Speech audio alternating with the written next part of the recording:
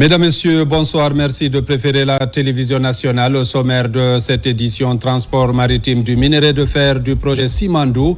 Les partenaires industriels de Rio Tinto Simfer, Waining Consortium Simandou, Baou et l'État guinéen représenté par le comité stratégique de Simandou viennent de signer les documents contractuels de ce volet du projet. Plus de 330 compatriotes ont regagné le pays après avoir passé un bon moment en situation de détresse à l'étranger. Ils ont été accueillis à l'aéroport par le ministre des Affaires étrangères et des partenaires humanitaires.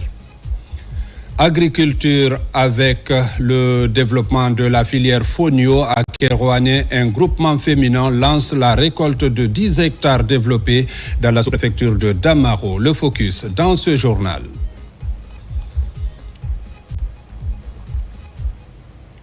Une fois encore, bonsoir et bienvenue dans ce journal. Les partenaires industriels de Rio Tinto Simfer, Waining Consortium Simandou, Baou, ainsi que l'État guinéen, représenté par le comité stratégique de Simandou, ont procédé à la signature des pactes d'actionnaires concernant les sociétés chargées du transport maritime du minerai de fer du Simandou. La cérémonie s'est tenue sous la présidence de M. Djiba Diakité, président du comité stratégique du projet Simandou et ministre directeur de cabinet de la présidence, en présence du ministre secrétaire général de la présidence, le général Amara Kamara, ainsi que des membres du comité stratégique de Simandou. Compte rendu Omar Bari.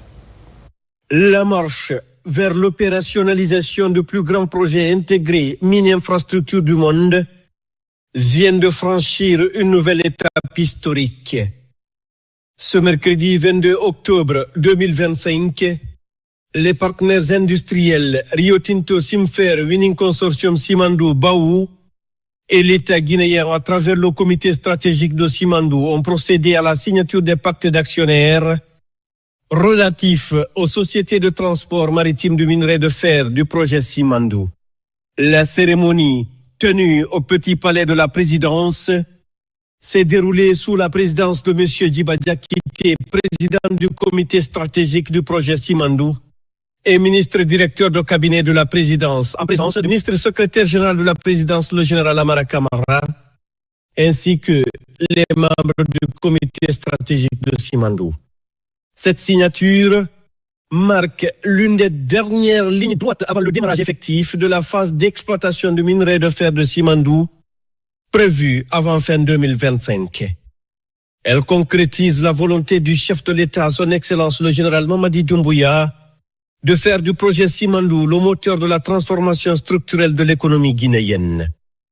Les sociétés issues de cette convention auront pour mission d'assurer le transport maritime du minerai de fer à partir des quais de Morebaya grâce à des embarcations modernes et performantes. Ces infrastructures logistiques stratégiques viendront compléter la chaîne d'exportation de minerais et renforcer l'efficacité opérationnelle du projet. Dans son intervention, Djiba Diakité a souligné que cette étape symbolise l'engagement indéfectible des partenaires du projet, en particulier celui du chef de l'État, son Excellence le général Mamadi Doumbouya, à concrétiser le méga-projet Simandou. Il a rappelé que ces contrats ne sont pas seulement des accords économiques, mais aussi et surtout des instruments de coopération et de partenariat gagnant-gagnant entre la Guinée et ses partenaires internationaux. La transformation locale du minerai de Simandou constitue une priorité absolue. Les études complètes d'une aciérie devront être achevées 2 ans après la première production afin d'assurer la création de valeur ajoutée sur le sol guinéen, a rappelé le président du comité stratégique Djiba Diakité. Le projet Simandou ne saurait être complet sans l'ensemble de ses composants structurants, en commençant par la construction des infrastructures stratégiques, de la mise en opération des différents blocs de mines, le bloc 1 et 2 affecté à Winning Consortium Simandou et son partenaire stratégique Bao, à Kerouané, mais également le bloc 3 et 4 qui sont affectés à Rio Tinto Simfer et son partenaire stratégique, Channelco. La réalisation des chemins de fer de plus de 650 km double voie qui, pour nous, est clairement une colonne vertébrale de notre économie nationale, aujourd'hui quasiment achevée. Mais également la construction des ports dédiés au transport des mines, mais également des ports dédiés au transport de marchandises et de passagers. À Mourbaïra sont également presque finalisés. L'achèvement complet de ces infrastructures majeures du port, l'objet des signatures, des documents contractuels entre tous les partenaires industriels, mais également la partie guinéenne. Ces documents contractuels signés aujourd'hui sont le symbole avancé majeur. Quasiment les derniers documents finaux du projet, nous pouvons l'affirmer, sont cristallisés aujourd'hui dans le cadre du projet.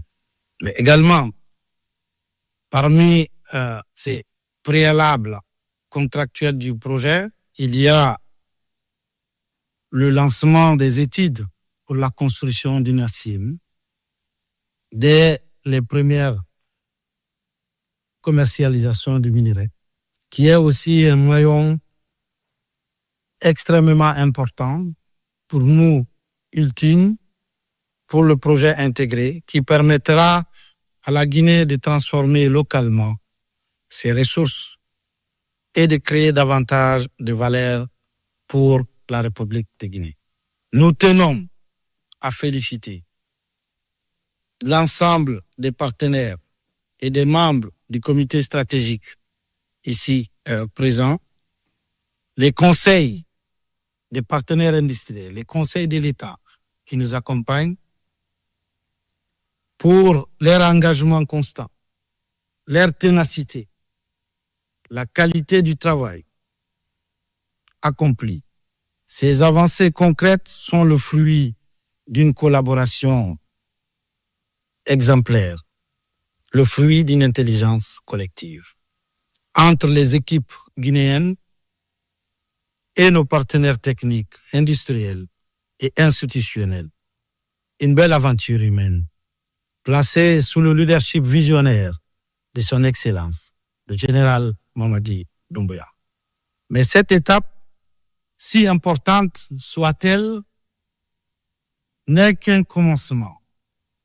Elle nous engage à redoubler de rigueur dans le suivi de nos actions, renforcer notre coordination, renforcer notre synergie et maintenir une collaboration exigeante pour continuer à faire de Simandou un projet de référence mondiale et de souveraineté économique assumée pour la République de Guinée.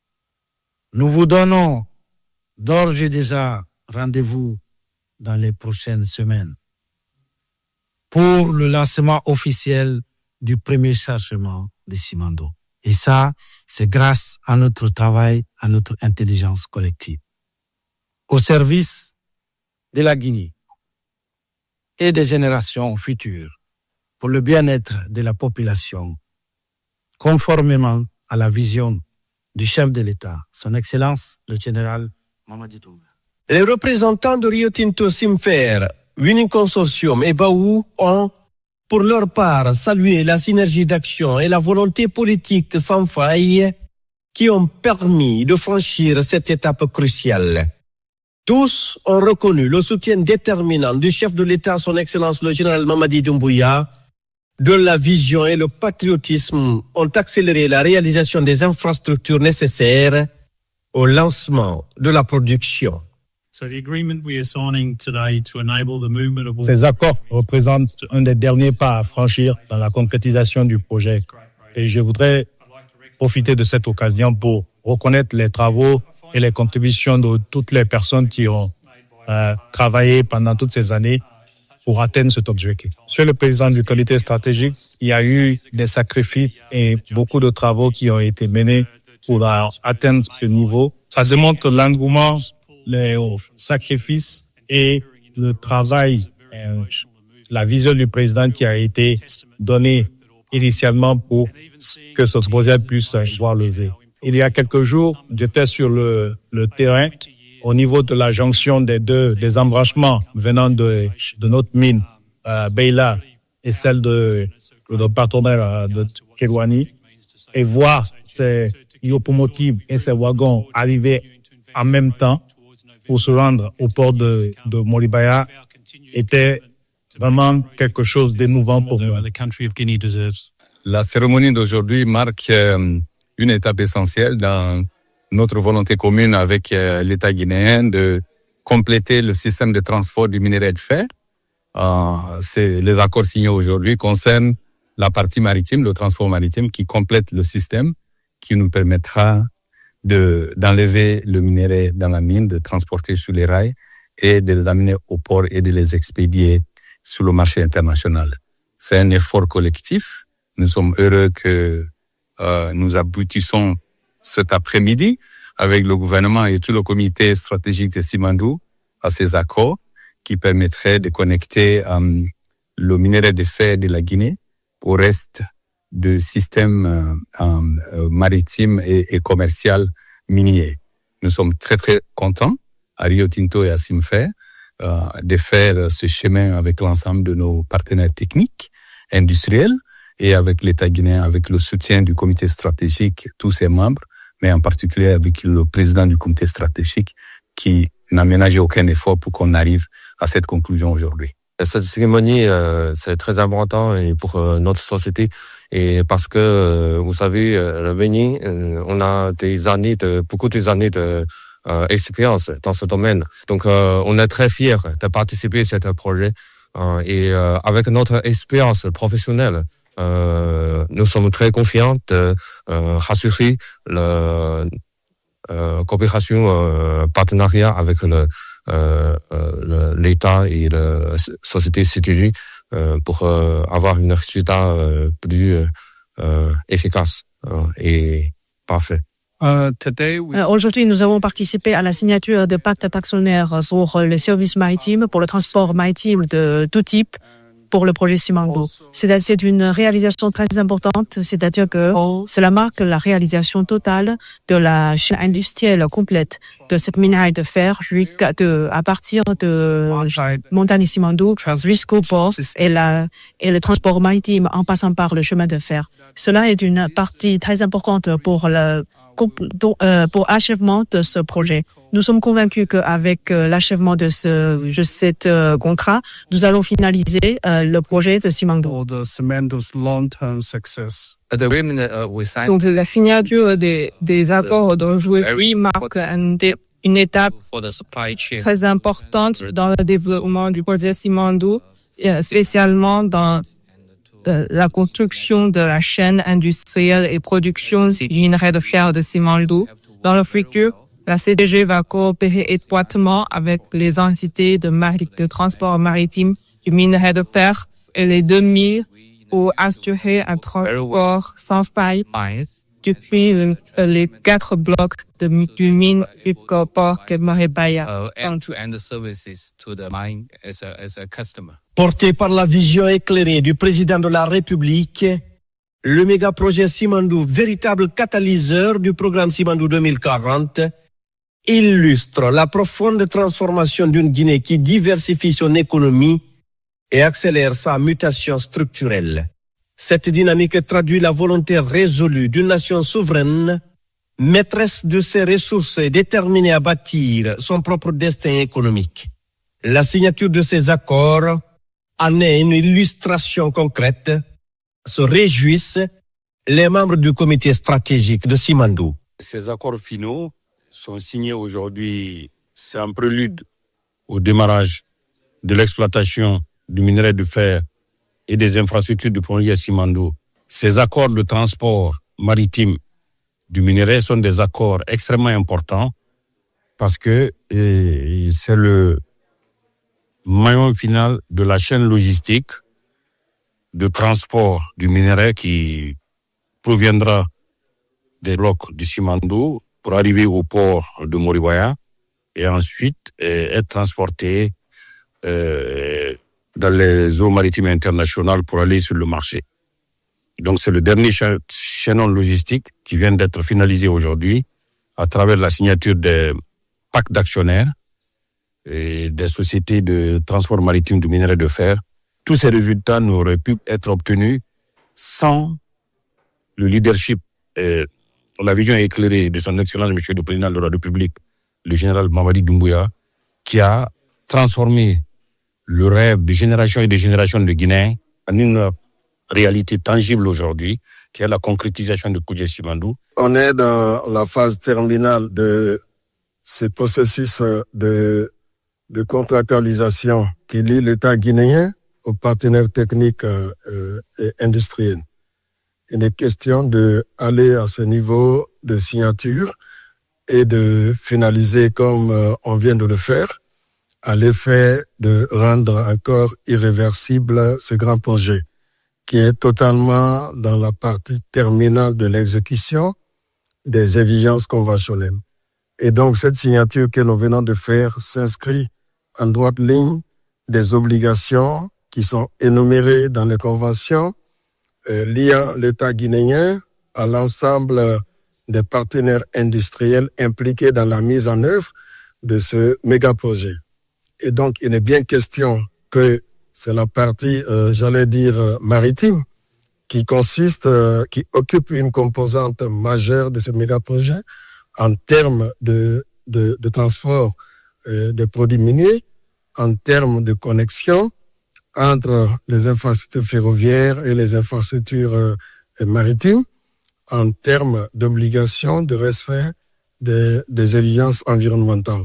C'était les derniers contrats qui restaient à signer et on l'a fait aujourd'hui avec beaucoup de satisfaction. Parce qu'il est important qu'au moment où logistiquement tout est prêt, que institutionnellement tout aussi soit prêt. Et c'est ce que nous l'avons fait aujourd'hui.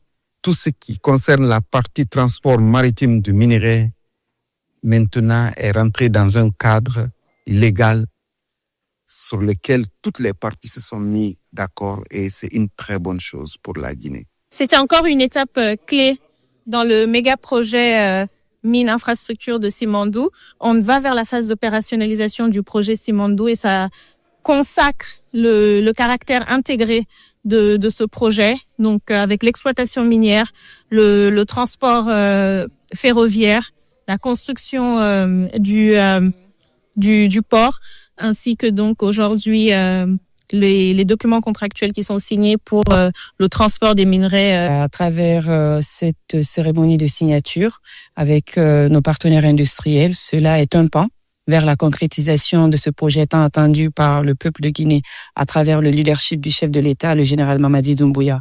Nous, de notre côté, nous allons nous rassurer de tous les engagements contractuels relatifs au contenu local en phase de construction, mais également la phase d'exploitation à venir. Nous avons pu mettre avec l'appui du comité stratégique de Simandou une task force contenu local afin de s'assurer que tous les engagements seront respectés, que ça soit au niveau de la production, de l'exploitation, du transport. Donc tous les jalons aujourd'hui concernant le contenu local ont été revus et validés. C'est la concrétisation de la vision du chef de l'État qui a cru en ce projet et qui a donné des orientations stratégiques et a mis en place un cadre de pilotage stratégique qui a aussi su fonctionner. Et pour cela, il faut remercier le chef de l'État pour sa vision, remercier le président du comité stratégique et tous les membres du comité stratégique. Remercier aussi tous les partenaires mobilisés autour du projet parce que la signature de ce pacte, effectivement, matérialise la concrétisation, la construction de toute la chaîne de valeur, de l'exploitation jusqu'à la commercialisation du minerai. Et ça garantit aussi pour le gouvernement que c'est un maillon de plus qui est réalisé pour la mise en œuvre réussie du programme Simandou 2040 parce que l'un des leviers, l'un des supports clés du programme Simandou 2040, c'est le projet minier Simandou. Donc, sa mise en œuvre permet effectivement de garder l'espoir et de se rassurer davantage que la création d'emplois sera effective, la création de richesses, l'accélération de la croissance et la mise en œuvre de tous ces objectifs de développement seront désormais garantis. Aujourd'hui aussi est une autre étape extrêmement importante dans la concrétisation de la vision du chef de l'État, le général Mamadi Doumbouya, de construire avec les partenaires internationaux ces projets importants le long de toute la chaîne de valeur, de la mine jusqu'au marché mondial. Donc aujourd'hui, on vient de signer les documents fondamentaux pour les sociétés de transport maritime qui vont donc nous permettre de compléter la chaîne. Aujourd'hui, on a les mines, on a la CTG pour le transport ferroviaire et portuaire. Et enfin, nous avons aujourd'hui les textes pour les sociétés maritimes qui vont nous permettre de rejoindre rapidement le marché mondial. Ce qu'il faut retenir de ces documents contractuels aujourd'hui, c'est véritablement le couronnement d'un processus qui s'est déroulé en plusieurs étapes. La partie mine, la partie chemin de fer, et aujourd'hui, c'est la partie portuaire de l'infrastructure que l'on est en train de contractualiser. Donc, les documents que l'on a signés aujourd'hui sont les pactes d'actionnaires qui permettent la mise en œuvre des opérations portuaires et qui donc permettent d'organiser comment est-ce que l'État et ses partenaires industriels vont pouvoir faire fonctionner la société qui va permettre l'évacuation du minerai en bout de chaîne. Simandou est plus qu'un projet intégré mine-infrastructure. C'est un projet de souveraineté économique et d'intégration nationale. Avec un investissement global estimé à plus de 20 milliards de dollars, il représente le plus grand projet intégré mine-infrastructure jamais réalisé au monde. Il repose sur 4 composantes majeures, à savoir 2 gisements de minerais de fer à haute teneur exploités par Mining Consortium Simandou, bloc 1, et 2, Rio Tinto Simfer, bloc 3 et 4. Un chemin de fer multiservice et multi-utilisateur, le Transguinéen long de plus de 650 km à double voie, reliant les préfectures minières de Beila et Kerouané au port de Morebaya. 3 quais portuaires à Morebaya, un pour WCS Baou, un pour Rio Tinto Simfer, Chinalco, et un 3e dédié au transport des marchandises et des passagers. Une aciérie pour la transformation locale du minerai, dont les études de faisabilité doivent être achevées 2 ans après le démarrage de l'exploitation. Le projet Simandou accorde une place centrale au contenu local à travers 3 priorités. Offrir des emplois aux Guinéens, donner des opportunités d'affaires aux entreprises guinéennes à capitaux guinéens et surtout former les Guinéens pour garantir le transfert de compétences et de technologies, notamment via l'initiative Simandou Academy. Ces engagements traduisent la vision du chef de l'État, celle de faire de Simandou un projet d'inclusion, de formation et de prospérité nationale. Dans l'actualité encore, tournée de remerciements du Premier ministre dans l'arrière-pays suite à l'adoption de la nouvelle constitution. Après Bokeh, Amadou Riba a mis le cap sur l'Abbé, dernière étape de cette tournée nationale. Dans la cité de Karamoko, Alpha Molabé, le coordinateur national de la campagne pour le oui, a été accueilli dans une ferveur populaire. Reportage Ousmane Bangoura. C'est soudain sur les radios que le cortège du Premier ministre Amadou Riba a fait son entrée à l'Abbé. Après plusieurs étapes à l'intérieur du pays, le chef du gouvernement boucle ici une tournée de remerciements initiée à la suite de l'adoption de la nouvelle constitution. En ce jour de grande prière, le Premier ministre a accompli la prière du vendredi à la grande mosquée de l'Abbé, aux côtés de ses coreligionnaires. Un moment de recueillement et de communion spirituelle pour confier la nation à Dieu. Après la mosquée, direction la maison régionale des jeunes, où sages, femmes et jeunes étaient réunis pour écouter le message du chef du gouvernement. Un moment mis à profit par les autorités régionales pour témoigner de leur soutien aux ambitions de refondation prônées par le gouvernement. L'Abbé, terre d'hospitalité, de savoir et de dialogue, a toujours été un symbole d'unité et de sagesse. Dans cet esprit, je lance un appel vivant à tous les fils et filles de la région, à toutes les formations politiques, à toutes les organisations de la société civile, à toutes les confessions religieuses, celui de préserver la paix. Refusons la violence des discours de haine et la manipulation. Dans une salle archi-comble, le Premier ministre a salué la mobilisation exemplaire des populations de l'Abbé. Il a, au nom du président de la République, le général Mamadi Doumbouya, exprimé sa profonde gratitude pour leur engagement en faveur de la nouvelle constitution. Félicitations à l'ensemble du peuple de Guinée et particulièrement à la population de la région de l'Abbé.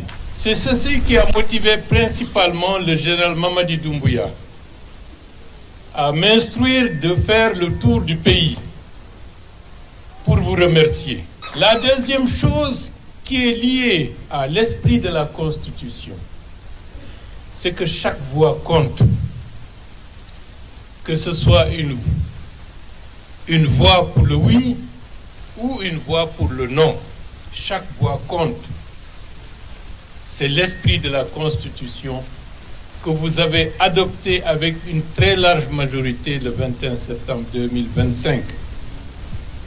Et c'est un devoir, par conséquent, du Premier ministre, chef du gouvernement, d'aller à travers vos représentations, vous qui êtes dans cette salle, de transmettre à toutes les populations guinéennes que le gouvernement prend acte de leur voix, de leur vote et les remercie par la manière qu'ils ont organisé cela. L'esprit de la Constitution de la République de Guinée, c'est chaque citoyen de la République a des droits constitutionnels qu'il faudra absolument respecter. En clôturant cette tournée à l'Abbé, le Premier ministre, chef du gouvernement, boucle ainsi une séquence nationale de gratitude et de communion avec les populations. Une mission de reconnaissance qui marque une nouvelle étape dans la mise en œuvre des grandes orientations du président de la République pour une Guinée unie et prospère. Dans quelques jours, l'armée guinéenne célèbre le 67e anniversaire de sa création. À cette occasion, le ministre de la Défense nationale a transmis à la troupe le message de félicitations et d'encouragement du commandant en chef des forces armées guinéennes, général d'armée Mamadi Doumbouya. Nous vous invitons à suivre un extrait de son discours qui marque également le lancement officiel de la semaine du soldat. Suivez. Il y a bientôt un mois, le peuple de Guinée a célébré dans la sobriété l'anniversaire de l'indépendance de la République. Dans quelques jours, les forces armées guinéennes, en communion avec toutes les composantes de la nation, fêteront également sans éclat les 67 ans de leur création. En prélude à la dite commémoration, l'honneur m'échoit, au nom de son Excellence, Monsieur le Président de la République, commandant en chef des forces armées, le général Mamadi Doumbouya, de procéder au lancement officiel de cette semaine qui précède la fête appelée Semaine du Soldat. Dans les jours qui suivent, l'essentiel des activités réalisées par les forces de défense et de sécurité au cours de l'année écoulée seront passées en revue par les médias publics et privés. Une façon pour notre institution de défense et de sécurité d'assurer son devoir de redevabilité vis-à-vis du peuple. Le 67e anniversaire de la vaillante armée guinéenne, que nous nous apprêtons à commémorer le 1er novembre 2025, sous le thème de la stabilité au développement, un engagement continu, est le dernier que nous fêtons dans l'ambiance de la transition politique ouverte le 5 septembre 2021 dans notre pays. Un anniversaire n'a pas que l'aspect festif. Il représente un moment de rétrospection qui permet à chacun de faire un récapitulatif de son passé récent ou lointain. Analyser et apprécier ses performances et ses faiblesses en vue de mieux se positionner pour les projets d'avenir. Retour massif des migrants guinéens cette semaine. Plus de 330 compatriotes ont regagné le pays après avoir passé un bon moment en situation de détresse à l'étranger. Ces rapatriés arrivés en provenance de la Tunisie ont été accueillis à l'aéroport international Ahmed Sékou Touré de Conakry par le ministre des Affaires étrangères. Reportage Makeme Keleti Donzo. En l'espace de 3 jours, la Guinée a accueilli 337 de ses ressortissants revenus de l'étranger. Parmi eux, 200 en provenance de la Mauritanie et 137 venus fraîchement de la Tunisie. Dans le convoi en provenance de la Tunisie, figurent de nombreuses jeunes femmes accompagnées d'enfants, fruits du difficile périple migratoire. Moi, j'ai dit au gouvernement guinéen, merci Mamadou Doumbouya, vous nous avez aidés. Que Dieu vous aide. Je dis Alhamdulillah Rabbil Alamina. Vraiment, je suis vraiment content. Je dis que je vais me rentrer sur mon pays ici. Vraiment, là où nous on était en Tunisie, vraiment nous on souffrait là-bas. Selon le ministre des Affaires étrangères, ces jeunes constituent désormais de véritables témoins et porte-parole auprès de leurs compatriotes encore tentés par l'aventure migratoire. Le chef de la diplomatie guinéenne a par ailleurs assuré à ses compatriotes qu'ils retrouvent une Guinée unie, engagée et prospère. Il y a 3 choses que vous trouvez dans votre pays en venant aujourd'hui qui déterminent l'avenir de la Guinée. Vous retrouvez ici un pays uni, engagé, derrière un homme, son Excellence, le général Mamadi Doumbouya, et une vision Simandou 2040. Vous devenez les soldats du développement de la Guinée. Bienvenue à Conakry. Ce vaste rapatriement volontaire s'inscrit dans les actions humanitaires menées sous l'impulsion du président de la République, le général Mamadi Doumbouya. L'opération est coordonnée par la Direction générale des Guinéens de l'étranger en collaboration avec l'Organisation internationale pour les migrations, OIM. Et puis, c'est officiel, la Guinée rejoint la déclaration du consensus de Genève, un accord international visant à protéger la santé des femmes et à renforcer la famille. Le message du président de la République est porté à la cérémonie par l'ambassadeur de Guinée à Washington, comme le témoigne ce récit d'Alpha Isiagaba sur les images de notre correspondant vidéo aux États-Unis, Daouda Bangoura. Dans la salle, l'ensemble des nations membres de la déclaration du consensus de Genève, mais aussi des défenseurs de la protection spéciale de l'enfant dès sa conception. Ils célèbrent les 5 ans d'existence de cette coalition internationale qui défend le droit à la vie, une position qui partage la Guinée, qui fait son entrée dans ce bloc international qui lutte contre l'avortement dans toutes ses formes. La République de Guinée, sous le leadership du général Mamadi Doumbouya, est convaincue qu'aucun progrès durable ne peut être envisagé sans la pleine participation de la femme à la vie sociale, économique et politique. Promouvoir sa santé, son éducation, sa protection et son épanouissement, c'est investir dans l'avenir de la nation.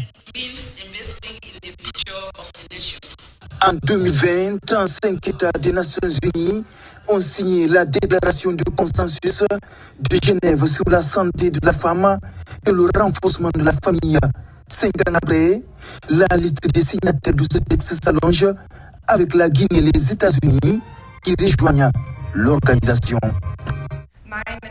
Mon administration est résolument dévouée à la restauration d'une culture qui valorise la dignité inhérente de chaque enfant et à la défense de la vérité éternelle selon laquelle chaque personne est créée à l'image et à la ressemblance de Dieu avec une valeur infinie et un potentiel illimité. Un soutien fort pour cette alliance de 37 membres, désormais qui se renforce pour peser fort et durablement aux Nations Unies pour contrer l'activisme des gouvernements et organisations internationales pour avortement. Nous voyons ce travail comme une relation mutuelle pour aller plus loin que nos objectifs. Et lorsque nous allons de pays en pays, mon cœur continue de s'agrandir à chaque fois pour cet amour que nous avons pour les peuples. Et je ne peux pas vous dire à quel point je suis heureuse que maintenant nous puissions commencer à collaborer avec la Guinée. Dans son intervention, l'ambassadeur de Guinée à Washington, qui a porté le message du président de la République, a rappelé les années du militantisme du Dr Maurice Sanda Kouyaté dans la lutte contre les pratiques traditionnelles néfastes en général, les mutilations génitales féminines et les mariages d'enfants, avant de faire son entrée au gouvernement 2021 en qualité de ministre des Affaires étrangères. Direction la Fédération de Russie, où la Guinée prend part au 8e Forum international de la pêche et à l'exposition mondiale de l'industrie halieutique à Saint-Pétersbourg, une rencontre d'envergure qui réunit les principaux acteurs du secteur venus des quatre coins du monde. Au menu, les enjeux de durabilité, d'innovation et de partenariat dans la filière pêche et aquaculture. Les détails dans ce reportage de Al-Gassimouba, envoyé spécial. C'est une délégation guinéenne conduite par la conseillère principale du ministère de la Pêche et de l'économie maritime qui représente la Guinée à ce rendez-vous mondial de la filière halieutique. Pendant plusieurs jours, experts, investisseurs et décideurs publics échangent sur les défis de la gestion durable des ressources marines et les perspectives d'une pêche responsable. Dans les allées du centre d'exposition de Saint-Pétersbourg, la délégation guinéenne explore toutes les pistes du partenariat halieutique. Une série de rencontres B2B a permis d'établir des contacts directs entre la délégation guinéenne et des entreprises internationales spécialisées dans la transformation, la conservation et la valorisation des produits halieutiques. De cette participation, nous avons eu droit à voir les bonnes pratiques dans le domaine de la pêche, les méthodologies et les technologies de surveillance de la pêche. Le futur de la pêche, ça doit être dans l'aquaculture. L'aquaculture représente dans certains pays la moitié de la pêche maritime. Cette participation s'inscrit dans la volonté du gouvernement guinéen de renforcer la coopération internationale, promouvoir le label pêche durable de Guinée ou encore favoriser la création d'emplois à travers la transformation locale des produits de la mer. Nous sommes sur notre plan de développement socio-économique Simandou 2040. Donc il est important que nous fassions des offensives pour aller vers les investisseurs, pour aller investir en Guinée. Donc la Russie a beaucoup de potentialités, beaucoup d'expérience dans ce domaine. Ça a été une bonne expérience et je pense que nous allons en tirer davantage. Au terme de ce forum, plusieurs pistes de collaboration seront identifiées. La présence de la Guinée à Saint-Pétersbourg marque son engagement à s'ouvrir davantage aux échanges et à bâtir une économie bleue, inclusive et prospère. Lutte contre les maladies silencieuses, la détection précoce semble l'arme la plus efficace. Au ministère du Travail et de la Fonction publique, la question est au centre des préoccupations. Une campagne de sensibilisation et de dépistage gratuit est organisée par le service Genre et Équité. Reportage Mamadi Ternakamisoko, Mohamed Sherif Kamara. Le ministère du Travail et de la Fonction publique, à travers le service Genre et Équité, renforce son dispositif de prévention contre le cancer du sein et le col de l'utérus. Il lance ainsi cette campagne de sensibilisation et de dépistage à l'intention des femmes du département. Le cancer du sein et le cancer du col de l'utérus représentent aujourd'hui les principales causes de mortalité par cancer chez les femmes en Guinée. Le cancer du sein demeure un véritable défi de santé publique. Chaque année, plus de 2000 femmes sont diagnostiquées dans notre pays, mais malheureusement, un nombre important de ces cas sont détectés à un stade avancé. Tout au long de la journée, plusieurs femmes fonctionnaires ont bénéficié de séances d'information et de dépistage gratuits.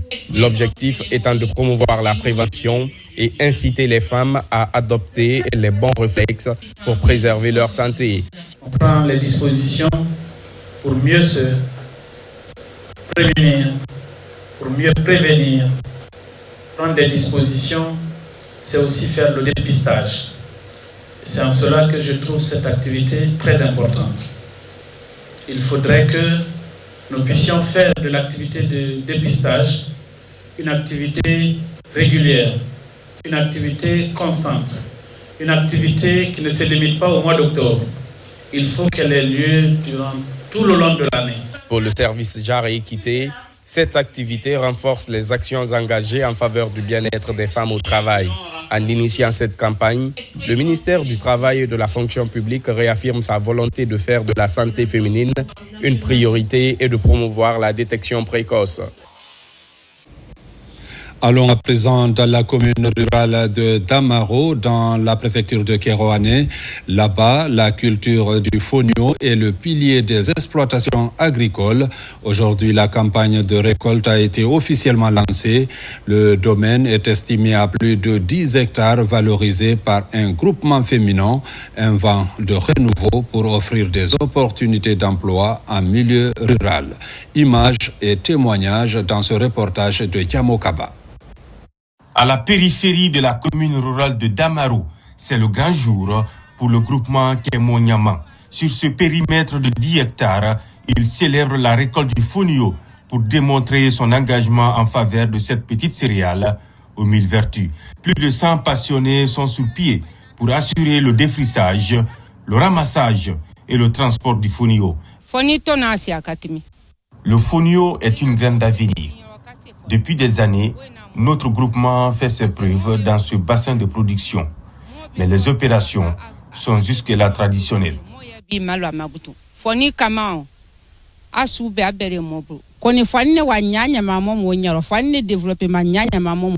développement de la culture du fonio est notre souhait.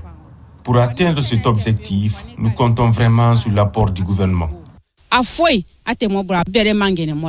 Kémonyama bénéficie du soutien moral des autorités locales, mobilisées pour afficher les grandes attentes du programme Simandou 2040. Avec des idées claires, les propositions comptent favoriser la compétitivité et la durabilité de la culture du fonio. Un groupement aujourd'hui de référence ici à Simandou qui, depuis à l'aube, depuis le 21 septembre, a pris toute sa responsabilité. Bien que ce groupement-là existait bien avant, mais avec l'explication, l'idée de développement, donc la projection des idées du général président Mamadi Doumbouya, qui a réveillé encore la conscience de ce groupement. Cet investissement privé des paysannes passionnées interpelle la politique agricole du pays pour accroître la production nationale. Chaque année, les intentions de culture sont revenues à la hausse pour répondre aux multiples enjeux de la souveraineté alimentaire. Transparence et inclusion dans l'organisation de l'élection présidentielle du 28 décembre prochain. La Direction générale des élections DGE a tenu le premier comité interparti ce vendredi. Il était question de la présentation de l'état d'exécution des activités du chronogramme. Reportage Amadou Touré, Abdul Razak Souma. C'est la session de présentation de l'état d'exécution des activités du chronogramme du scrutin présidentiel prévu le 28 décembre 2025. Une rencontre au cours de laquelle la directrice générale des élections a abordé l'ensemble des questions relatives à la bonne tenue de ce scrutin, mais aussi une occasion pour la DGE d'apporter des précisions sur certains sujets à polémique. Les gens ont confondu quand on a fait la mise en place de la commission financière et de la commission de réception et de validation, et pour dire que ceux qui ont fait la déclaration sur le rang sont les candidats. Non. Les candidatures, les dépôts se feront auprès de la Cour suprême et c'est eux qui traiteront et valideront les candidatures à l'élection présidentielle. Donc les candidats indépendants, il y a toute une procédure qui sont aussi en train de suivre. Cette démarche, elle est inclusive parce que nous avons battu pour ça. Nous avons sollicité auprès des autorités à ce que nous soyons informés du processus électoral. Cette rencontre qui a eu le mérite de regrouper l'ensemble des représentants des partis politiques, membres de la société civile, représentants des associations de presse, les ambassades et partenaires techniques et financiers, a aussi été une occasion pour la Direction générale des élections de lever le voile sur plusieurs incompréhensions sur le processus en cours. Je pense que c'est très important. Il faut les remercier, les féliciter et puis saluer aussi l'initiative parce que ça nous permettra d'être édifiés, de poser des questions qui pourront éclairer la lanterne des uns et des autres. La société civile ici, par ma voix, s'est engagée à jouer son rôle pour crédibiliser davantage le processus électoral, pour renforcer la transparence, son l'œil des citoyens. Donc, notre participation à ces étapes-là permet à la population de comprendre ce qui se passe. Ce premier comité interparti CIP au compte de l'élection présidentielle à venir a également été une opportunité pour la directrice générale des élections de rappeler aux partis politiques le rôle de la Cour suprême qui fait office de la Cour constitutionnelle, l'institution habilitée, selon Mme Kamara Djinebou Touré, à recevoir et valider ou non la candidature pour le compte du scrutin du 28 décembre 2025. Et puis, ces ordonnances de la Cour suprême, ordonnance numéro 015 PPCS 2025, portant attribution, composition, organisation et fonctionnement de la commission de réception et de validation des dossiers de candidature à l'élection présidentielle du 28 décembre 2025. Le premier président, vu la Constitution, vu la loi organique L 2017-003 AN du 23 février 2017 portant attribution, organisation et fonctionnement de la Cour suprême, vu la loi organique L 2025-026 CNT du 27 septembre 2025 portant code électoral, vu le règlement intérieur de la Cour suprême, vu le décret D 2025-0178 PRG SGG du 27 septembre 2025 fixant la date du scrutin pour l'élection présidentielle du 28 décembre 2025. Vu la nécessité d'assurer la transparence, la régularité du processus électoral par la création d'une commission chargée de la réception et de la validation des dossiers de candidature conformément à la loi ordonne. 1. Création. Article 1er. Il est créé au sein de la Cour suprême une commission de réception et de validation des dossiers de candidature à l'élection présidentielle du 28 décembre 2025. Cette commission est chargée sous l'autorité du premier président d'assurer la réception, l'enregistrement, l'examen de conformité et la validation administrative des dossiers de candidature avant leur transmission à la formation compétente de la Cour suprême pour décision. 2. Mission. Article 2. La commission de réception et de validation des dossiers de candidature à l'élection présidentielle du 28 décembre 2025 a pour mission de recevoir et enregistrer les dossiers de candidature déposés les prétendants à l'élection présidentielle du 28 décembre 2025. Vérifier la présence et la régularité des pièces exigées par les dépositions légales et réglementaires en vigueur. Dresser procès-verbal de réception et de validation des candidatures. Établir un rapport de conformité précisant les pièces manquantes ou irrégulières. Transmettre au premier président de la Cour suprême le rapport de synthèse de ses travaux accompagné de la liste des candidats remplissant les conditions requises. Assurer la conservation sécurisée des dossiers jusqu'à la clôture de la phase contentieuse. 3. Composition. Article 3. La commission de réception et de validation des dossiers de candidature à l'élection présidentielle du 28 décembre 2025 comprend 1.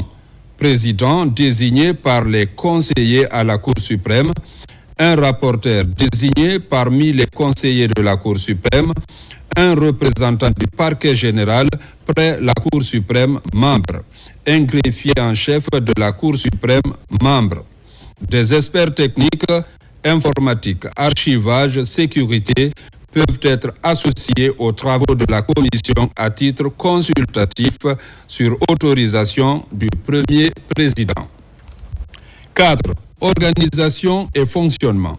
Article 4. La commission siège dans la salle des audiences de la Cour suprême.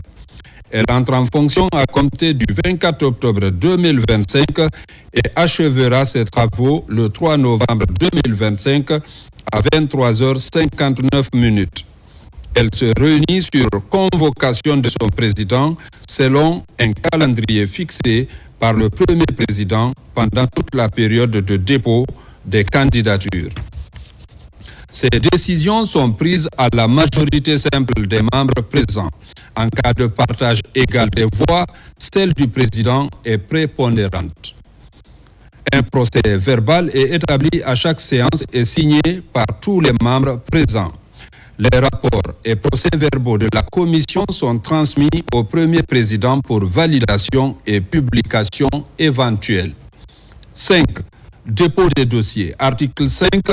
Les dossiers de candidature sont reçus au greffe de la Cour suprême sous le contrôle de la commission contre récépissé à la date limite du 3 novembre 2025 de 9h à 17h sauf jour férié. Aucun dossier ne peut être reçu après l'expiration du délai légal. 6. Sécurité et confidentialité.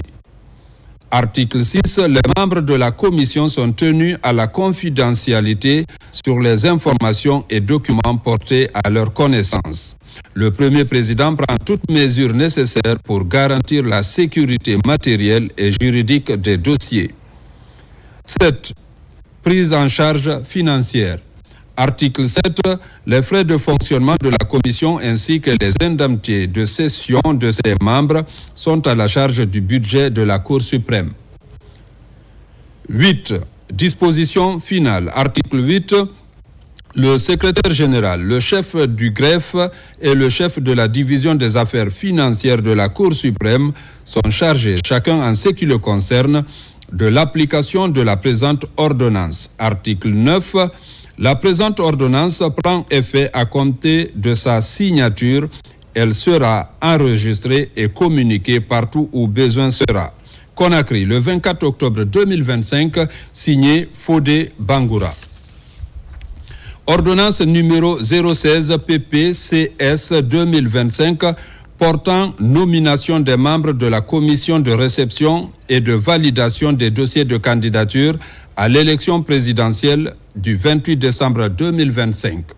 Le premier président, vu la Constitution, vu la loi organique L 2017-003 AN du 23 février 2017 portant attribution, organisation et fonctionnement de la Cour suprême, vu la loi organique L 2025-026 CNT du 27 septembre 2025 portant code électoral, vu le règlement intérieur de la Cour suprême, vu le décret D 2025-0178 PRG-SGG du 27 septembre 2025 fixant la date du scrutin pour l'élection présidentielle du 28 décembre 2025, vu l'ordonnance numéro 015 PPCS 2025 portant création, mission, composition et fonctionnement de la commission de réception et de validation des dossiers de candidature à l'élection présidentielle du 28 décembre 2025 ordonne. Article 1er.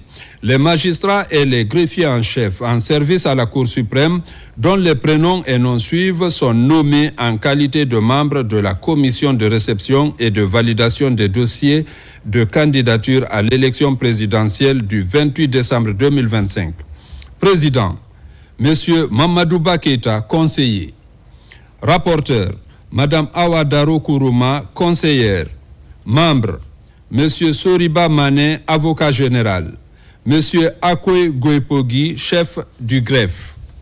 Article 2. La présente ordonnance qui prend effet à compter de sa date de signature sera enregistrée et publiée partout où besoin sera. Conakry, le 24 octobre 2025, signé Fodé Bangoura. Ordonnance numéro 017 PPCS 2025 portant mise en place du collège multidisciplinaire des médecins assermentés pour l'élection présidentielle du 28 décembre 2025. Le premier président, vu la Constitution, vu la loi organique L 2017, numéro 003 AN du 23 février 2025 portant attribution, organisation et fonctionnement de la Cour suprême. Vu la loi organique L 2025-026 CNT du 27 septembre 2025 portant code électoral. Vu le règlement intérieur de la Cour suprême. Vu le décret D 2025-0178 PRG-SGG du 27 septembre 2025 fixant la date du scrutin pour l'élection présidentielle, vu la nécessité de garantir la transparence et la crédibilité du processus d'évaluation médicale des candidats à l'élection présidentielle du 28 décembre 2025 par la mise en place d'un collège multidisciplinaire de médecins assermentés, ordonne 1. Objet. Article 1er. Il est institué sous l'autorité de la Cour suprême un collège multidisciplinaire de médecins assermentés chargé de procéder à l'examen médical, à la certification de l'aptitude physique et mentale des candidats à l'élection présidentielle du 28 décembre 2025. 2. Composition. Article 2. Le collège est composé de médecins spécialistes assermentés désignés en raison de leurs compétences, de leur intégrité morale et de leur expérience professionnelle, notamment un médecin interne, un psychiatre, un cardiologue, un neurologue, un chirurgien. Tout autre spécialiste jugé nécessaire selon les cas. 3. Mission. Article 3. Le collège a pour mission d'examiner les candidats conformément aux dispositions légales et réglementaires en vigueur, établir un rapport médical circonstancié pour chaque candidat, délivrer à la Cour suprême un certificat d'aptitude ou d'inaptitude selon les résultats des examens. 4. Entrée en fonction. Article 4. En application de l'article 46 de la Constitution, le collège multidisciplinaire entre en fonction à compter de la date de clôture du dépôt des candidatures. 5. Prise en charge financière. Article 5. Les frais de fonctionnement du collège ainsi que les indemnités de session de ses membres sont à la charge du budget de la Cour suprême. 6. Disposition finale. Article 6. Le secrétaire général, le chef du greffe et le chef de la division des affaires financières de la Cour suprême sont chargés chacun en ce qui le concerne de l'application de la présente ordonnance. Article 7. La présente ordonnance qui prend effet à compter de la date de sa signature sera enregistrée et publiée partout où besoin sera. Conakry, le 24 octobre 2025, signé Fodé Bangoura. Ordonnance numéro 018 PPCS 2025 portant nomination des membres du collège multidisciplinaire des médecins assermentés pour l'élection présidentielle du 28 décembre 2025. Le premier président, vu la Constitution, vu la loi organique L 2017-003 AN du 23 février 2017 portant attribution, organisation et fonctionnement de la Cour suprême, vu la loi organique L 2025-026 CNT du 27 septembre 2025 portant code électoral, vu le règlement intérieur de la Cour suprême, vu le décret D 2025-0178 PRG-SGG du 27 septembre 2025 fixant la date du scrutin pour l'élection présidentielle du 28 décembre 2025, vu l'ordonnance numéro 117 PPCS 2025 du 20 octobre 2025 portant mise en place du collège multidisciplinaire de médecins assermentés pour l'élection présidentielle du 28 décembre 2025, ordonne. Article 1er. Les médecins spécialistes dont les prénoms et noms suivent sont nommés en qualité de membres du collège multidisciplinaire des médecins assermentés pour l'élection présidentielle du 28 décembre 2025. Président, professeur Hassan Ba, médecin légiste. Membre, professeur Amara Sissé, neurologue. Professeur Mamadou Dadi Baldé, cardiologue. Professeur Morifode Doukouré, psychiatre. Professeur Mariam Beavogui, cardiologue. Professeur Fousseni Diakité, néphrologue. Professeur Djibril Silla, médecin interne. Article 2. La présente ordonnance qui prend effet à compter de sa date de signature sera enregistrée et publiée partout où besoin sera. Conakry, le 24 octobre 2025, signé Fodé Bangoura.